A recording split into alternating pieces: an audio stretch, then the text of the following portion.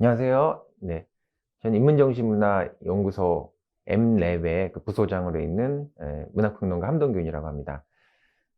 오늘 저한테 이제 주어진 길지 않은 시간인데, 이 주제가 어떻게 그 노인 복지의 문제와 관련하여 이제 새로운 경험과 취향을 제한할 수 있을까라고 하는 이런 주제인데요. 사실은 쉽지 않은 주제고, 또 이 얘기를 하려고 하면 사실 굉장히 긴 얘기입니다. 그래서 짧은 시간에 이 얘기를 어떻게 전달할까 좀 고민을 하다가, 제가 몇 가지 이 경험이라고 하는 것이 어떤 의미인가, 그리고 이후에 노인의 경험이라고 하는 것을 우리가 어떻게 이해하고 제한할 수 있을 것인가에 좀 한정해서 한 6-7 가지 정도의 질문을 제 나름대로 좀 가져와 봤어요. 그래서 거기에 맞춰서 이렇게 짧게 생각을 좀 의견을 드리는 것으로 이렇게 대신하려고 합니다. 일단 경험이라는 얘기가 있는데요. 이 경험이라는 말에 대해서 우리가 가지고 있는, 좀 다시 한번 상기해 봐야 될 것은, 일상적으로 경험이란 말을 많이 쓰긴 하지만 그 경험이라는 게 하는 것이 인문학적으로 무슨 의미인지에 대해서 생각을 잘 안 해 보는 것 같아요. 경험이라고 하는 건 우리가 어떤 일을 단순히 겪는 것으로 그냥 끝나는 게 아니고, 어떤 사람이 "경험이 많다."라고 얘기할 때는 어떤 그것이 사건이든 뭐 일이든 어떤 시간 속에서 어떤 상황을 겪어 나가면서 그 겪음을 통해 가지고 뭔가를 알게 되는 인지적인 행위거든요. 그러니까 경험이라고 하는 건 단순히 그냥 어떤 에 겪는 것이 아니라, 그 겪음을 통해서 겪음의 이전과 이후가 달라지는 어떤 인지적 아카이빙이 이루어지는 굉장히 인지적 행위예요, 이게. 그래서 삶의 문제와 이 경험의 문제라고 하는 것이 거의 같은 거라는 인식을 우리 잘 하지 못하는데, 그렇게 좀 그거를 다시 좀 확인을 시켜 드리고 싶어요. 이런 관점에서 보면은 우리가 이 인지적 차원에서의 경험이라고 하는 건 크게 한 4 가지 방향, 4 가지 종류의 경험이 있을 수 있거든요. 하나는 lived experience라고 그래 가지고 이제 산 경험들. 이 산 경험들이라고 하는 건 보통 우리가 얘기하는 그 경험을 얘기해요. 구체적으로 뭔가 겪는 거예요. 어떤 상황에서, 맥락 안에서, 인간관계 안에서 어떤 사건들을 겪음으로써 뭔가를 알게 되는 거죠. 이게 이제 개인적인 차원의 경험인데, 보통 경험을 디자인한다라고 한다면 이 경험에 보통 한정해 가지고 그걸 많이 이해를 해요. 근데 경험이라고 하는 건 이거 외에 다른 경험도 있습니다. 예를 들면 그 물리라고 우리가 말을 할 수 있는 거, 물리가 튄다. 물리라고 하는 건 뭐냐면은 되게 인지적 차원에서 이루어지는 삶의 경험이에요. 그래서 우리가 뭐 교과서에서 책을 보고 알게 되고, 그다음에 학교에 가서 공부하면서 알게 되고, 또 어떤 미디어를 통해 가지고 뭔가 알게 되면서 세상을 알게 되는, 이해하는 이 경험도 이거 경험이라고 할 수 있어요. 이런 것부터 이제 물리적인 경험, 굉장히 인지적 차원의 어떤 경험이라고 할 수도 있고요. 또 개인이 가지고 있는, 아까 처음에 말씀드렸던 그 산경험, 구체적 삶에서 내가 겪었던 것을 통해서 알게 된 내 개인적 경험과 이 세상의 맥락이라든가 교과서라든가 공부를 통해서 알게 된 그 알미, 서로 통합이 되어 가지고 나의 삶에 대한 경험과 세상에 대한 인지적 경험이 통합되는 통섭적 그런 경험이 있어요. 그런 것을 컨실리언스라고 하거든요. 보통 통섭이라고도 하게 되고, 그 어 통섭이라고 보통 얘기를 하는 거예요. 또 융합적 어떤 삶의 경험 같은 것들이 또 있어요. 그리고 이제 네 번째 경험이라고 하는 거는 메타 인지적 경험이 있습니다. 이게 메타 인지적 경험이라는 거는, 저는 좀 다른 의미로 이걸 전환적 의미 경험이라고도 이렇게 얘기를 하는데, 그 한 개인이 내가 선 자리가 어떤 자리에 서 있는지 이렇게 자기 자리에 서 가지고 그걸 볼 수 없기 때문에 위에서 볼 수 있는 전체적인 지도를 볼 수 있는 어떤 맥락적 의미의 경험이 있거든요. 이런 경험은 앞에 말씀드렸던 그런 경험들이 전부 다 통합이 되어서 가장 큰 차원의 어떤 삶이 이루어지는 거예요. 그래서 내가 선 자리가 어떤 자리에 서 있는지를 알게 되면 개인으로서의 나의 위치도 알게 되고, 사회로서의 위치도 알게 되고, 내가 살고 있는 이 시대가 어떤 상황인지에 대한 그런 인지도 일어나게 되면서, 어 내가 지금까지 어떻게 살아왔는지에 대한 의미도 다시 보게 되고, 또 현재와 과거를 보게 되기 때문에 '앞으로 내가 어떤 삶을 살고 싶다.'라고 하는 그런 형태의 미래지향적인, 가치지향적인 의미를, 삶의 어떤 그런 것들을 좀 전환할 수도 있는, 다른 선택을 할 수 있게 되는 그런 어떤 삶이 이루어지는 그런 경험들이 있을 수 있거든요. 그래서 이 경험을 인지적 차원에서 보면 크게 지금 4 가지를 말씀을 드렸어요. 제가 이제 이 얘기 말씀을 드리는 건, 보통 어떤 경험과 취향을 우리가 제한한다라고 할 때 세상에 모든 것들이 경험이거든요. 어떤 경험과 취향을 제한할 것인가라고 얘기를 하게 되면 이게 끝이 없고요. 또 이 경험이 다양하기도 하지만 또 이런 것도 있습니다. 사람은 어 다양한 경험을 하게 되죠. 또 많은 사람들이 또 자기만의 어떤 고유의 어떤 취향, 테이스트를 가지고 있어요. 그런데 인간이 갖게 되는 경험은 어 의미는 의미가 다 있지만 그 의미가 다 존중할 만한 의미를 가지고 있는 것은 아니거든요. 그러니까 우리가 특히 이런 어떤 공공 서비스를 제공할 때 저는 어떤 경험을 제안한다고 할 때 그 경험의 그 범주를 이렇게 예 일정하게 이렇게 재정의하고 어떤 경험을 그 수많은 경험 중에서 어떤 종류의 경험을 우리가 제안할 것인가라고 하는 그것을 좀 선택할 필요가 있다는 생각이 들어요.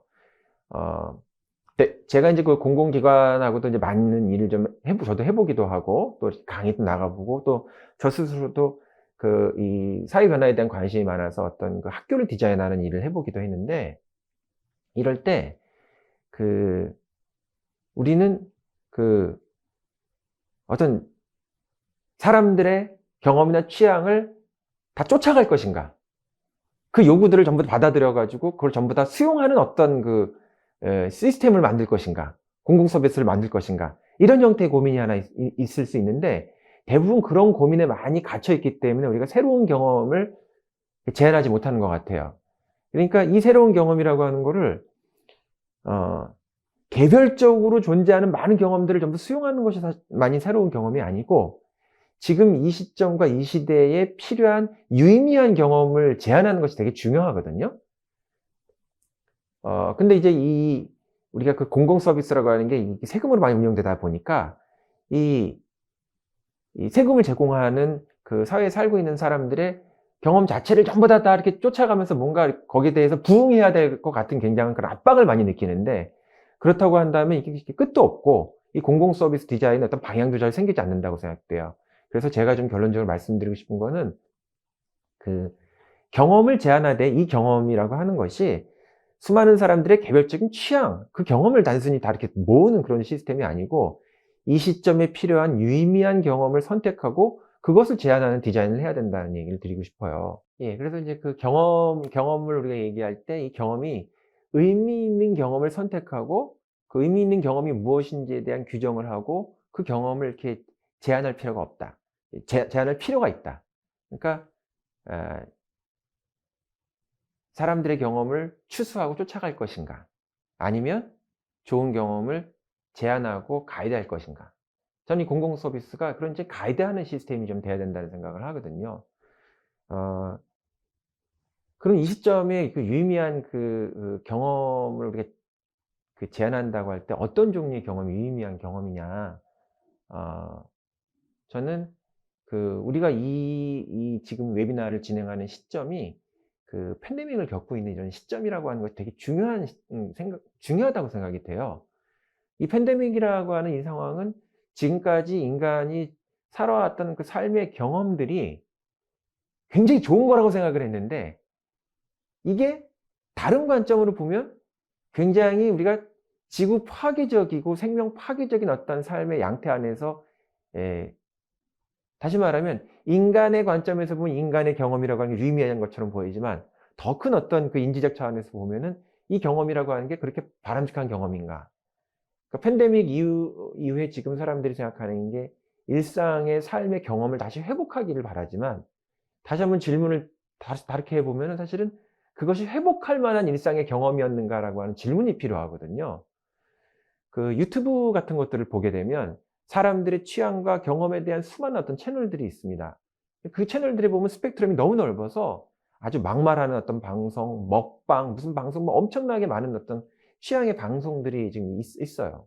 근데 과연 이런 공공 서비스를 제공하는 곳에서 그 많은 어떤 취향들이 다 존중할 만한 경험이라고 생각하고 그것들을 다 이렇게 반영하는 어떤 서비스를 여기서 디자인한다고 생각하면은 이거는 글쎄요. 이런 서비스가 우리 삶을 좀 더 의미 있는 삶으로 이렇게 업그레이드 시키는 데 별로 이렇게 기여하지 못한다는 생각을 하거든요. 그래서 이 경험의 디자인 방향이라고 하는 거는 아 굉장히 전환적 시점에 우리가 섰다라고 하는 것들을 이렇게 인지하고 이 전환적 시점에 우리가 서 있다라고 하는 것을 인지할 수 있는 그 경험, 그 경험을 인지하게 하는 어떤 그런 그 어 배움의 가능성 같은 것들이 이렇게 제한되는 그런 형태의 디자인이어야 되지 않는가 지금 시점에 이런 생각을 좀 합니다. 그 특히 우리가 노인의 경험하고 관련해서 얘기를 하면 최근 노인이라는 이름을 쓰지 않고 어르신이라는 말을 많이 쓰는데 어 어떤 인문학 강의를 봤더니 그 노자라고 하는 책을 강의를 하면서 노자가 늙을 노자거든요.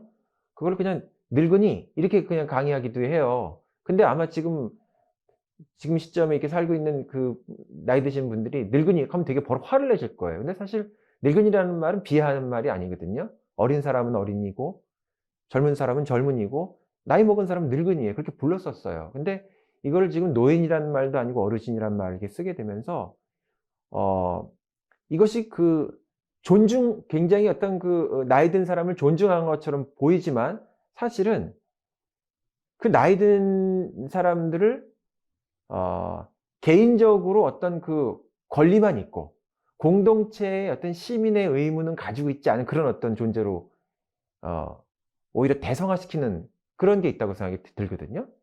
그러니까 그 노인의 경험 을 노인의 경험에 노인의 취향을 우리가 새로 이렇게 제안하고 디자인한다고 할 때 어떤 굉장히 생존 중심의 욕구, 취향 이런 것들만 여기다 데이터베이스화하고 그런 시스템을 제공하는 것이 공공 서비스가 아니라 품위 있는 공동체에 품위 있는 어떤 시민으로서 사는 그런 경험이 무엇인가를 가이드하는 그런 시스템을 디자인해야 된다고 봐요.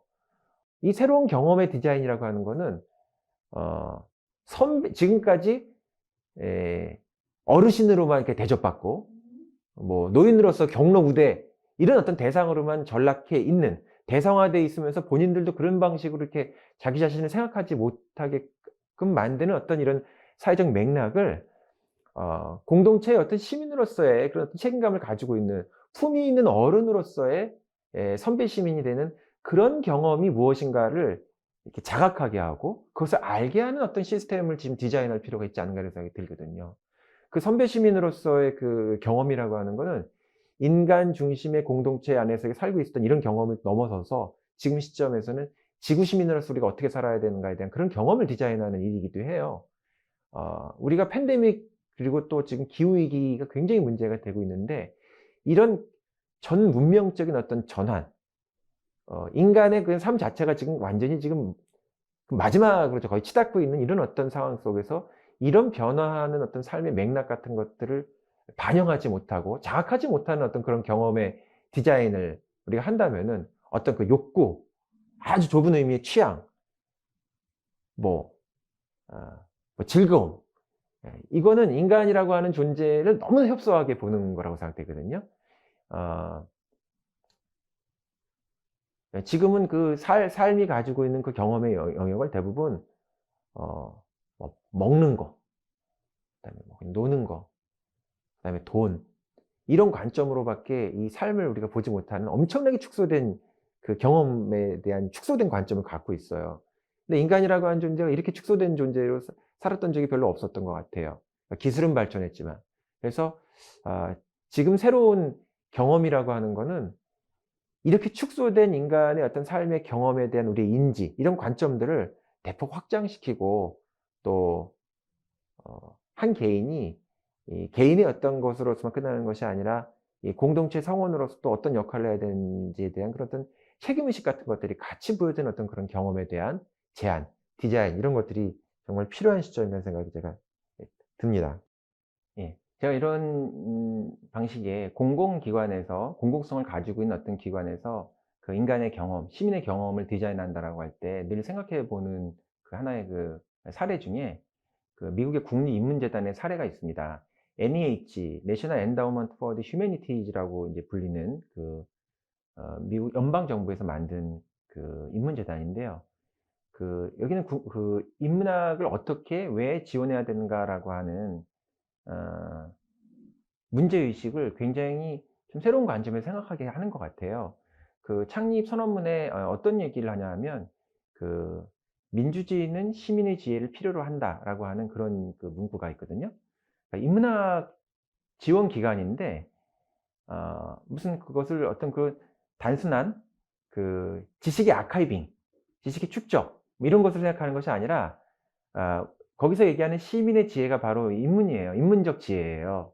그래서 어 우리의 인문학이라고 하는 것이 국가가 이런 것들을 지원한다고 할 때는 공동체의 그 성원으로서의 어떤 책임감을 수행해야 되고 또 어떤 좋은 삶을 우리가 추구해야 하는데 인문학이 기여해야 되는지에 대한 뚜렷한 방향성을 가지고 있다는 거죠. 근데 한국의 인문학을 이렇게 보게 되면은 그런 좀 방향성이 없는 무중력의 인문학 이런 것들이 많이 이렇게 유행을 하고 그러는데 여기에서 인문이라는 말 자체가 인간의 문이라는 뜻인데 이거 자체가 사실 인간 경험을 얘기하는 것입니다.